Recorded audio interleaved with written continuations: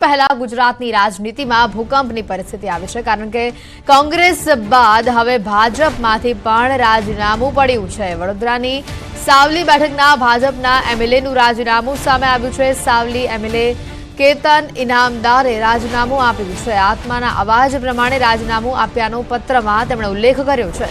વિધાનસભા અધ્યક્ષના ઈમેલથી તેમણે કેતન ઇનામદારે રાજીનામું મોકલ્યું હોવાનું સામે આવ્યું છે। વધુ વિગત મેળવીશું ફોન લાઈન ઉપર સંવાદદાતા ગીતા મહેતા અહીંયા જોડાઈ ચૂક્યા છે। ગીતા, વધુ અપડેટ શું છે? એથી ખાસ આપણે જણાવવા માંગીશ કે અત્યારે આજે રાજીનામું આપ્યું છે તે પત્ર દ્વારા, એ પછી રજિસ્ટ્રેડ હોય કે મોકલી હોય કે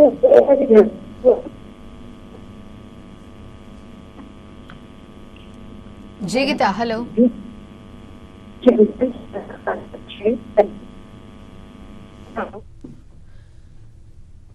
તો અહીંયા મહત્વના જે અપડેટ આવી રહ્યા છે, વડોદરાની સાવલી બેઠકના ભાજપના એમએલએનું જે રાજીનામું અહીંયા પડ્યું છે। આત્માનો અવાજ પ્રમાણે હું રાજીનામું આપ્યું છું, આ વાતનો તેમણે ઉલ્લેખ પત્રમાં કર્યો છે। ઇલેક્શનની તારીખ નજીક છે અને ત્યાં આ ભાજપને મોટો ઝટકો લાગ્યો છે। ગુજરાતની રાજનીતિમાં ભૂકંપની આ પરિસ્થિતિ, કારણ કે કોંગ્રેસ બાદ હવે ભાજપમાંથી રાજીનામું આવ્યું છે। વડોદરાની સાવલી બેઠકના ભાજપ એમએલએનું રાજીનામું સામે આવ્યું છે। સાવલી એમએલએ કેતન ઇનામદારે રાજીનામું આપ્યું છે। સાથે જ વિધાનસભા અધ્યક્ષને તેઓએ ઈમેલથી કેતન ઇનામદારે રાજીનામું મોકલ્યું હોવાની માહિતી સામે આવી છે। એક પછી એક જે રાજકીય ભૂકંપો જોવા મળતા હતા, કોંગ્રેસમાંથી એક પછી એક જે રાજીનામા પડતા હતા, અને હવે આ બાદ ભાજપમાંથી અહીંયા રાજીનામું પડ્યું છે। વડોદરાની સાવલી બેઠકના ધારાસભ્ય છે કેતન ઇનામદાર, અને તેઓએ રાજીનામું આપ્યું છે। આ રાજીનામાથી ઘણી બધી અટકળો પણ વહેતી થઈ છે, કારણ કે તેઓના રાજીનામાને લઈને જે પ્રશ્નો પણ ઊભા થઈ રહ્યા છે, તેઓએ ઈમેલ મારફતે પોતાનું રાજીનામું અહીંયા મોકલ્યું છે અને આત્માનો અવાજ સાંભળીને તેઓ આ નિર્ણય લઈ રહ્યા છે। આ વાતનો ઉલ્લેખ તેમણે પોતાના પત્રમાં કર્યો છે। એટલે આ તમામ જે બાબતો સામે આવી છે, જેને લઈને ઘણા પ્રશ્નો પણ ઊભા થઈ રહ્યા છે, ઘણા તર્ક વિતર્કો પણ સર્જાઈ રહ્યા છે। ત્યારે ચૂંટણી પહેલા ગુજરાતની આ રાજનીતિનો સૌથી મોટો ભૂકંપ કહી શકાય ભાજપના એમએલએ વડોદરાની સાવલી બેઠકના ધારાસભ્ય છે કેતન ઇનામદાર, અને તેઓએ રાજીનામું આવ્યું છે। અગાઉ પણ આપણે ઘણીવાર સી.આર. પાટીલને પણ સ્ટેજ ઉપરથી તેઓની તારીફ કરતા, તેઓના કામને બિરદાવતા સાંભળ્યા છે અને તેઓના કામની પ્રશંસા કરતા સાંભળ્યા છે। અને એ બધાની વચ્ચે જ્યારે આજે ચૂંટણી નજીક છે, ત્યારે આ બેઠક પરથી, વડોદરાની સાવલી બેઠક પરથી જ્યારે કેતન ઇનામદારે રાજીનામું આપ્યું છે, અગાઉ જ્યારે એકવાર જાહેર સભામાં રાજકીય મંચ ઉપરથી સી.આર. પાટીલે ટાંક્યું હતું કે કેતન ઇનામદાર કરતા કેતન ઈમાનદાર વધુ છે, કારણ કે તેઓ જે પાર્ટી માટે કામ કર્યું છે, લોકોની વચ્ચે રહીને જેઓ તેઓ કામ કરે છે, આ વાત ખુદ સી.આર. પાટીલે મંચ ઉપરથી કહી હતી। અને ત્યારે જ્યારે આ સમાચાર આવ્યા છે, ત્યારે ચોક્કસથી એક મોટો રાજકીય ભૂકંપની આ પરિસ્થિતિ, અને વડોદરાથી મારી સાથે સંવાદદાતા અહીંયા સીધા ફોન લાઈન ઉપર જોડાયા છે। શું માહિતી આવી રહી છે અને તેઓના આ રાજીનામાને લઈને વધુ અટકળો પણ જે તેજ થઈ રહી છે, વધુ અપડેટ શું છે?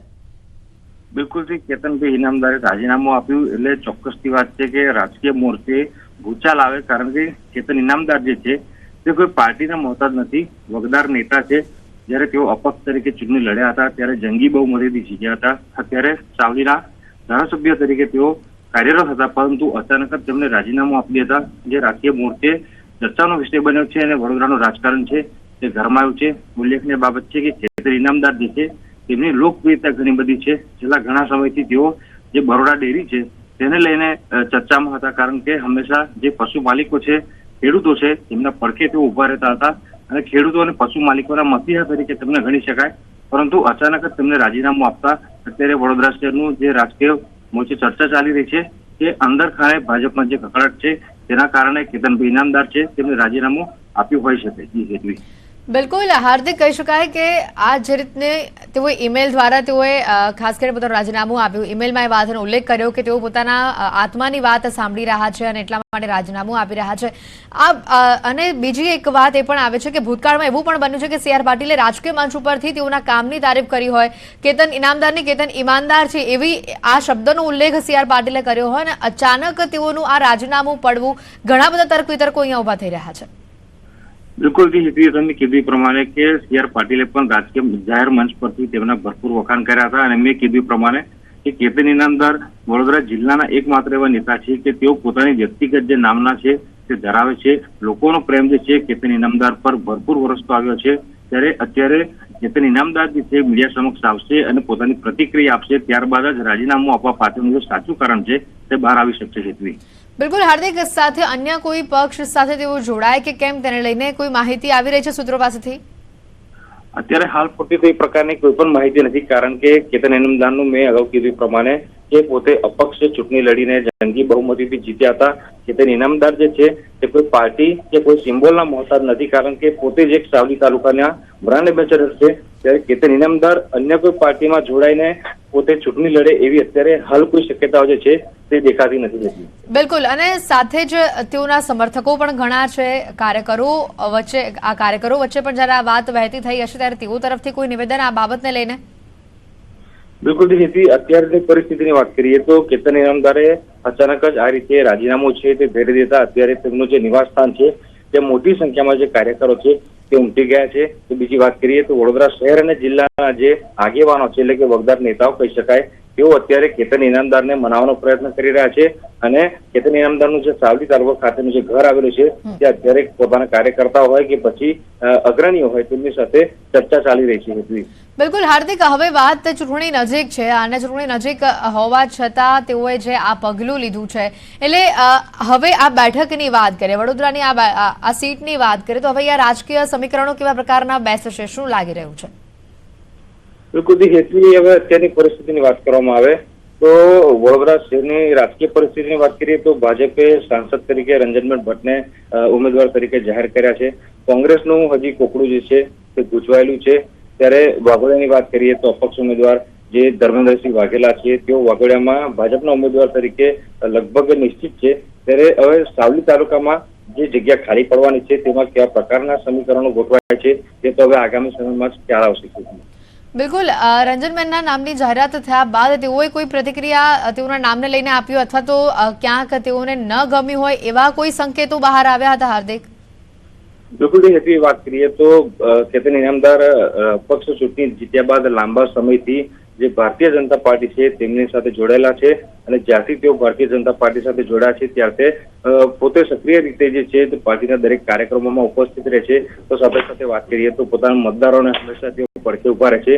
ત્યારે ભારતીય જનતા પાર્ટીનું તમે જાણો છો પ્રમાણે તે શિસ્તને વરેલી પાર્ટી છે. એટલે જયારે રંજનબેન ભટ્ટના નામની જાહેરાત થઈ ત્યારે આમ સામાન્ય રીતે તો જે તે સમયે કોઈની સામે નારાજગી જે છે તે કેતન ઇનામદાર વ્યક્ત કરી નથી, પરંતુ અત્યારે સૌથી મોટો સવાલ એ છે કે એવી તો શું મજબૂરી આવી અથવા તો એવું તો શું મન દુઃખ થયું કે કેતન ઇનામદારે જે ધારાસભ્ય પદેથી પોતાનું રાજીનામું છે તે ધરી દીધું છે.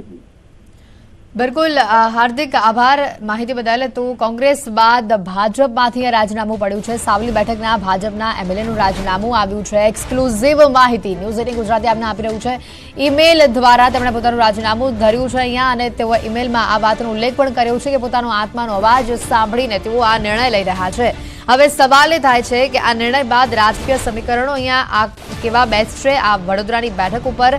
સાથે ચૂંટણી પહેલા ગુજરાતની જે આ રાજનીતિમાં જે આ ભૂકંપ આવ્યો છે, હવે ક્યાંક ને ક્યાંક તેઓના મોટી સંખ્યામાં સમર્થકો છે, કાર્યકરો છે. હાલ મોટી સંખ્યામાં આ તમામ લોકો તેઓના નિવાસ સ્થાને પહોંચ્યા છે.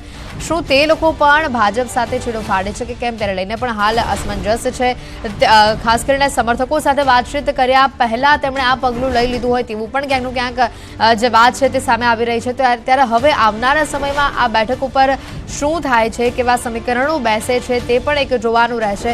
અને બીજી જે મહત્વની વાત આવે છે કે કેતન ઇનામદારને લઈને કે તેઓએ જે પોતાની જે રાજકીય વગ ધરાવે છે તે લોકોની વચ્ચે રહીને કામ કરવા વાળા નેતા છે, લોકપ્રિય નેતા છે, અને ખાસ કરીને આ બેઠક પરથી તેઓને લોકો પાસેથી સારો પ્રતિસાદ પણ મળે છે. તેઓ જનતાની વચ્ચે રહીને કામ કરવા વાળા માણસ છે. એટલે ખાસ કરીને